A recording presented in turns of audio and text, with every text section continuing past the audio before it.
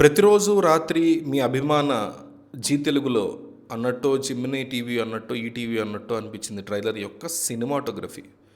ఈ ట్రైలర్ ఎట్లా ఉందనేది మాట్లాడుకుందాం. బట్ దానికంటే ముందు ఆ సినిమాటోగ్రఫీ గురించి డెఫినెట్గా మాట్లాడుకోకపోతే as a diehard Chiranjeevi fan చాలా పెద్ద పాపం చేస్తుండ అవుతాను నేను. కొన్ని షార్ట్స్ ఉన్నాయి. ఒక పెద్ద బిల్డింగ్ దగ్గర నుంచి చిరంజీవి మన అత్తమామల్ని ఆడుకుంటుంటే కిక్కే అన్నట్టు ఏదో మాట్లాడతారు, కళ్ళోడు పెట్టుకుని రెట్టయి పెట్టుకుని. ఎంత వరస్ట్గా ఉందంటే షార్ట్. అదనే కాదు, మిగతా షాట్లు సైకిల్ దొక్కుంటూ వస్తాడు, దాని ముందు షాట్లు ఇవన్నీ ఏదో ఒక రియల్ ఎస్టేట్ యాడ్ చేస్తున్నట్టు.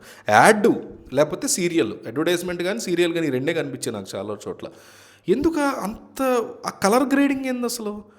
One of the worst colour gradings అనమాట. నాకు దీనికంటే సినిమాటోగ్రఫీ అండ్ కలర్ గ్రేడింగ్ పరంగా బోళా శంకర్ బెటర్ అనిపించింది. Godfather perfect quality, Waltair Veerayya, Sye Raa blockbuster top notch క్వాలిటీలు తీస్తారు. ఇవి ఎందుకు ఆ కలర్ గ్రేడింగో హడావుడిగా కట్ చేశారు ఆ ట్రైలరు, టైం లేదా కలర్ గ్రేడింగ్కి, ఆ క్వాలిటీ ఏంది అసలు, ఆ యాంగిల్స్ ఏంటి, ఆ షార్ట్స్ పెట్టే ఫ్రేమ్స్ ఏంది, వరస్ట్ అనమాట. చిరంజీవి నయనతార మధ్య వచ్చేటువంటి సీన్స్ అక్కడ ఫన్, ఆ కామెడీ బాగా వర్కౌట్ అయింది.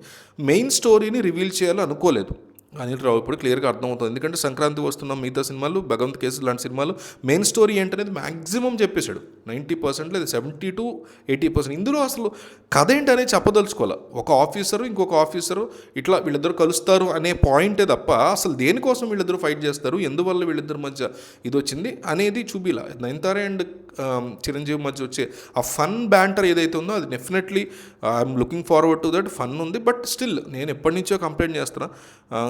నేను చాలామంది ఖైదీ 150 నుంచి నేను కంప్లైంట్ చేస్తున్నా చిరంజీవి పెర్ఫార్మెన్స్ గురించి అనుకుంటున్నాను. నేను శంకర్ దాదా జిందాబాద్ నుంచి కంప్లైంట్ చేస్తాను.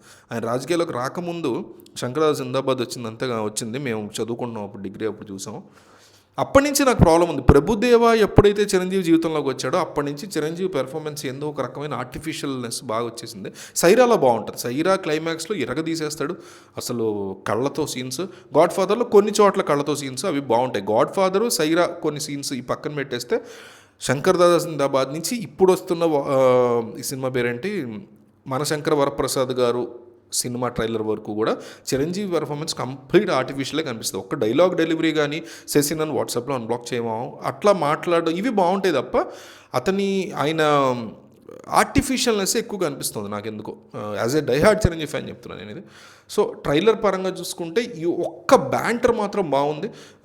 వెంకటేష్ అట్లా రావడం హెలికాప్టర్ నుంచి చిరంజీవి డైలాగ్ చెప్పడం, వెంకటేశ్వర డైలాగ్, అక్కడ కూడా మళ్ళీ సినిమాటోగ్రఫీ చాలా వరస్ట్గా, యాంగిల్ ప్లేస్మెంట్, ఫ్రేమ్ ప్లేస్మెంటే వరస్ట్గా ఉంది. సో దాంతో ట్రైలర్ చూడడానికి ఇక సీరియల్సే బెటర్ ఏమో ఈ సినిమాటోగ్రఫీ వల్ల అనిపించింది. Only Nayanthara and Chiranjeevi banter అక్కడక్కడ బాగుంది. అండ్ ఒక చోట అయితే నయనతారతో డైలాగ్ చెప్తాడు చిరంజీవి, అక్కడ అసలు కనీసం మ్యూట్ చేశారు. అంటే అక్కడ డబ్బింగ్ కూడా కంప్లీట్ అవ్వాలి, ఇంకా ఆ పర్టికులర్ పార్టీకి డబ్బింగే కంప్లీట్ అవ్వాలి.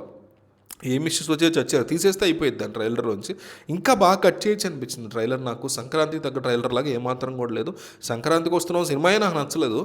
సరే సంక్రాంతి కాబట్టి అది ఆడుతుంది, ఆబ్వియస్లీ ఆడింది కూడా, బ్రహ్మాండంగా ఆడింది. సో ఆ సినిమాయే నాకు ట్రైలర్ నచ్చలేదు, సినిమా నచ్చలేదు. ఇక ఎంత పెద్ద చిరంజీవి ఫ్యాన్ అయినా కూడా నాకు అయితే ట్రైలర్ ఏమాత్రం కూడా నచ్చలేదు. ఓన్లీ ఆ ఫన్ బ్యాంటర్ కొంచెం చిన్న మూమెంట్స్ తప్ప ఓవరాల్గా ఇది ఒక సీరియల్ ట్రైలర్.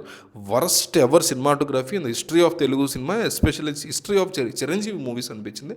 మీకేమనిపించింది ఈ ట్రైలర్ గురించి కామెంట్ చేయండి.